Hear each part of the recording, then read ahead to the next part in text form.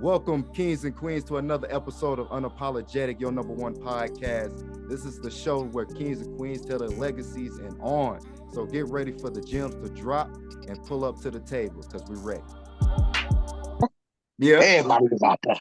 Yeah. Everybody was Crenshaw on Friday, Saturday night. But come that Monday, the steps of the high school was empty. Baffled me. I didn't sell out.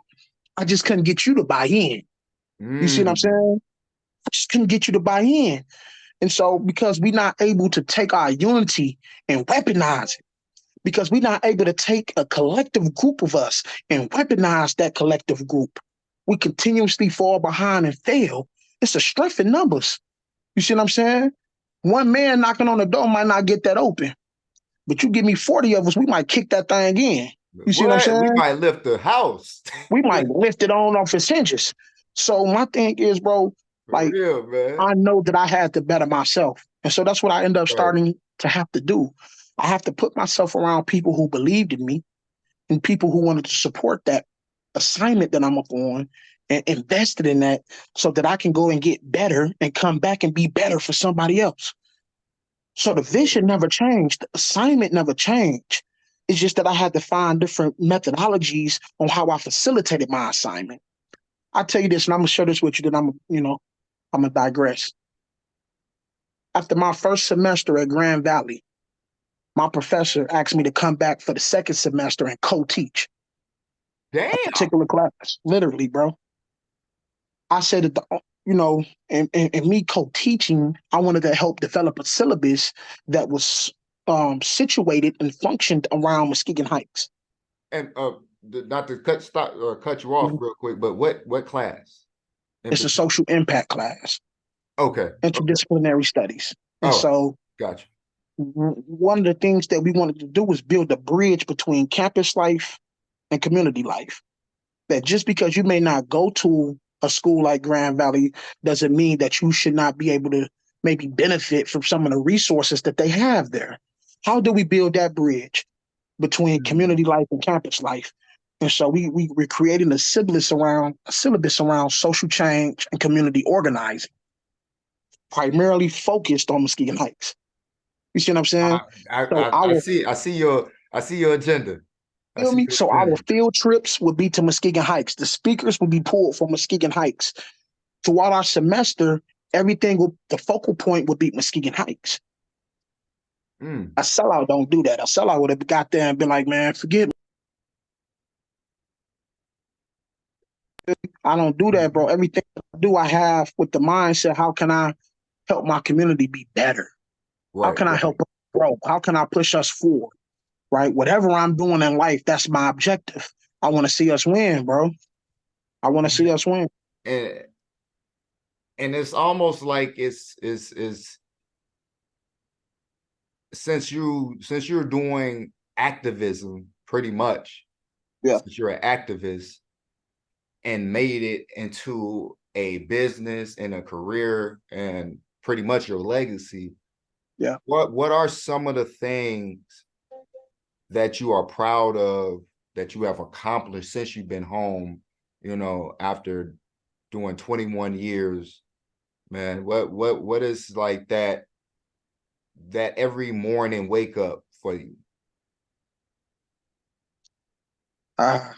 It's a few. I start off by saying I was able to bring a smile back to my mother's face. That's the biggest thing for me, is for her to, a lot of people don't come home and be able to see their parents. After doing so much time, I know a lot of people that don't get a chance to get a do-over in life, to get their second chance and still have their parents in the picture. So for me to have both my mother and my father and them to be proud of me is something that fuels me every day. So that would be number one. Number two would be going back into the prisons. Those are highlighted moments for me. Or having an auditorium packed full of kids and being able to pour into them. Those type of things will have an impact that you can even know how to begin to measure it. So those are the things that do it for me. As of recently, we've just wrapped on our Romeo and Juliet play that we screen short film that we did. Okay.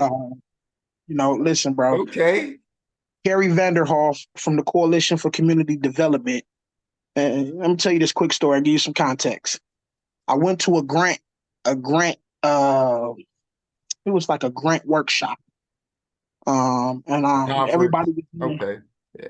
everybody was in there talking about what what organization they from and what they're doing for the community. This was a couple years ago.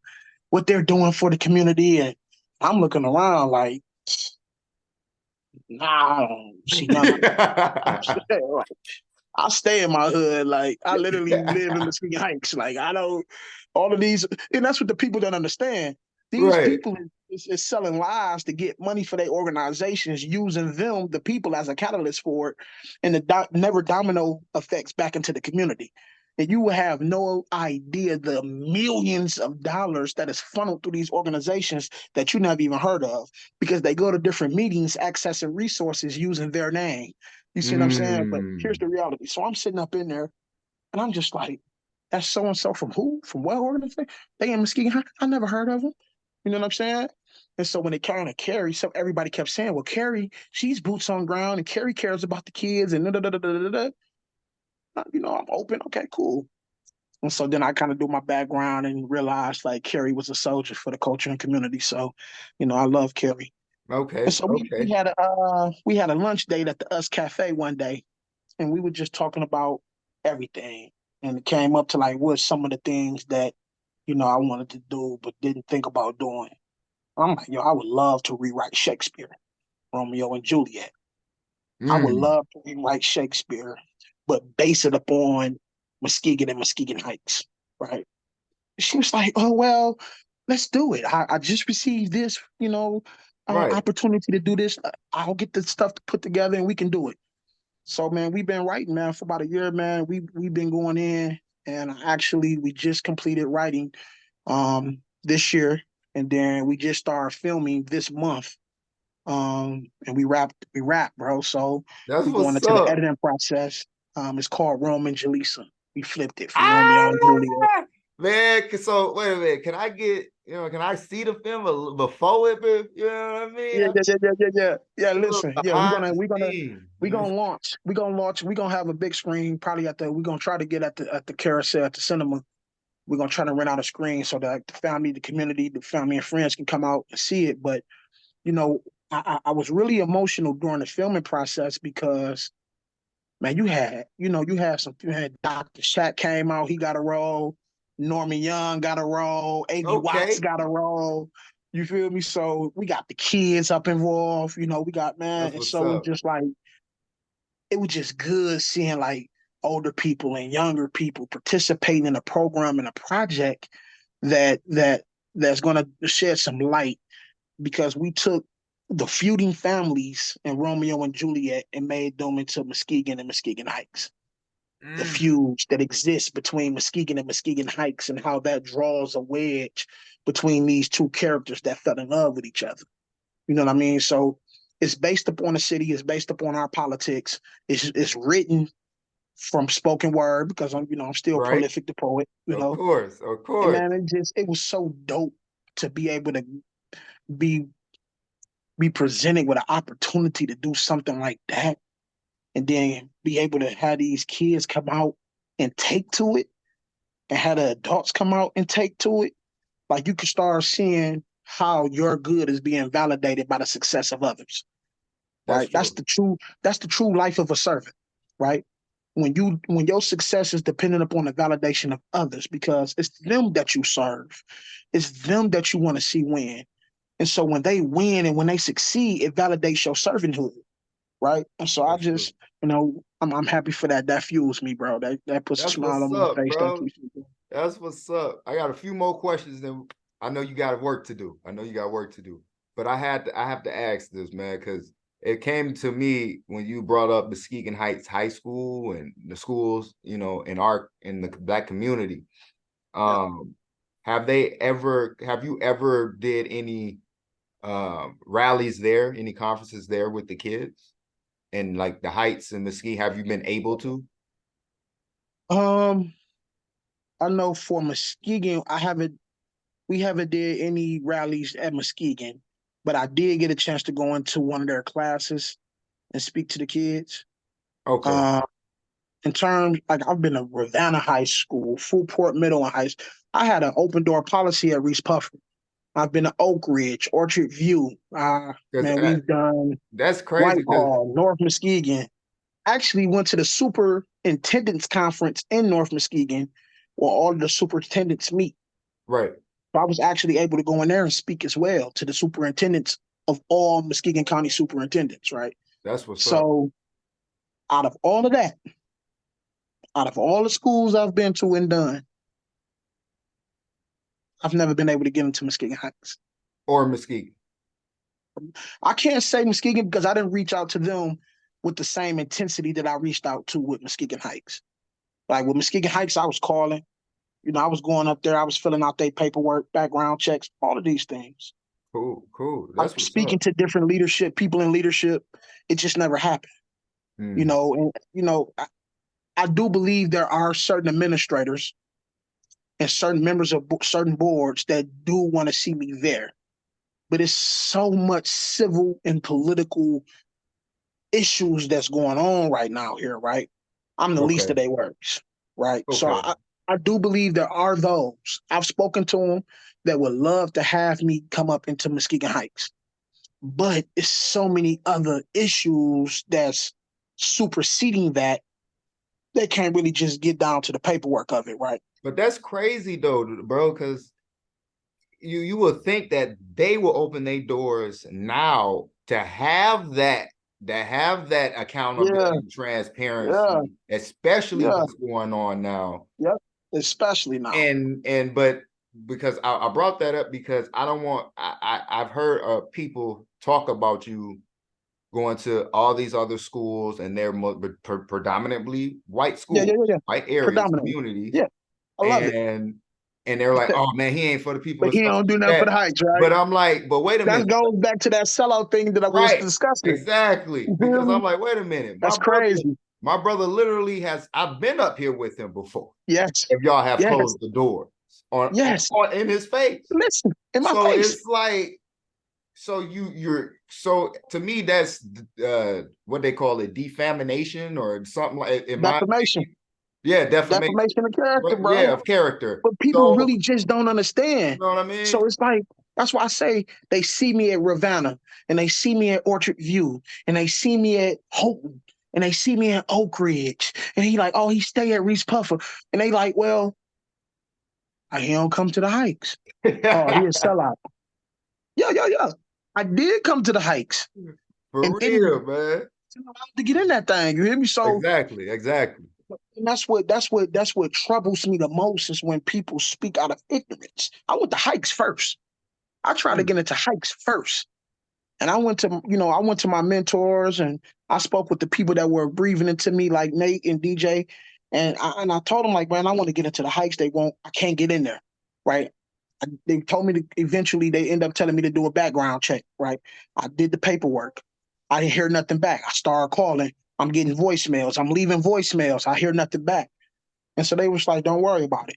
You know what I mean? We got you. And that's how I got to Ravenna. And that's how I got to Oak Ridge and Houghton and all of these different Do so-called y'all hear predominantly that? Do y'all institutions. hear what You feel me? like this is crazy. They invested in me, but I was begging for my own to invest in me, to make that investment. Y'all don't want to deal with these kids and Crazy. tell them, let me come do it. I talk to them. I deal with them, right? And here's the killing part. There was no fee attached. This was all volunteer. Wow. I didn't ask to come in there and work with the kids for a For a fee, paycheck. Right. for a paycheck. I asked to come in there so that I can be a blessing and a benefit to them, so that I can share my story with them and help them make some better decisions in life. You see what I'm saying? For That's free. what's up. That's what's up. I had to let you get that point Yeah. in, man, because that was affecting me as well. Because I'm like, look, I don't choose sides. I'm not in the political standpoints of Yep. anything. But when I see something that I don't agree with, man, I'm finna speak. You know what I'm saying? Yeah. Let it be For heard. sure. For So sure. I had to get that addressed because I know a lot of people were still and is still thinking that but don't know the real the process of what transpired at that time. So but bro, man, I thank you, bro, for everything that you have done, man. You've been my boy.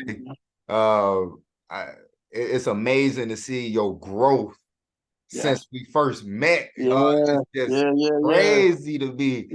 God dang. I'm like, we met, man, if we my linked brother up can like make 2-3 it, weeks. We linked up like 2-3 weeks after 2 or 3 weeks after I got out. We linked up. It wasn't even a full month, man. So you know, to see both our journeys, bro, it's amazing, man. I love what you do. Every time we see each other, we like, man, we get on the podcast. Something occurs, something happens. Yeah, man. So I'm glad to be able to be the first one to come in and bring this New Year's in with you, man. Man, I wanted to be something spectacular and big and you know impactful, because I've interviewed so many people, man. You've seen me everywhere. I'm even flying out now and stuff. So it's like, man, but no, don't get me wrong. I thank you all for those conversations, man. They gem droppers, man. Thousands, hundreds and thousands of them in the conversations. But for my New Year resolution, you know, I wanted this to be something impactful and new, and something that the people, you know, can grasp upon and say that, man, there is hope for this 2024 year, because 2023 was just, everybody was up and down and hectic. So, man, that's why I wanted to bring in this special guest. And I wanted to also thank you all for, again, man, for supporting us for all these years. Please share, please subscribe. Man, we're blessed. We're blessed, man. The Most High has blessed the brother, and I can't say it enough. And for you, bro, I thank you for coming on to the show. Thank you for everything you've been doing. You already know, if you need help or have any ideas, you know I can help benefit you from, man, just hit me up, man. ASAP. Already, you know it. Yeah. And for all you guys who want to, you know, either donate, call and see what you can apply your time to with the nonprofit organization, the coalition, please don't be scared to get in contact. All the information will be in the description below. I can't talk today, y'all. All that will be in the description below. And make sure, man, you guys comment. Please leave a comment. Let us know what you guys want to have on the show, as far as foundations, business and mindset, social economics, anything, man. This is a podcast that's unapologetic for the people. We always gonna be like that. So I thank you all, man. Please, man, give my brother a round of applause. He did it, y'all. He did it. And bro, I love you, man. And don't forget to be always unapologetic, man.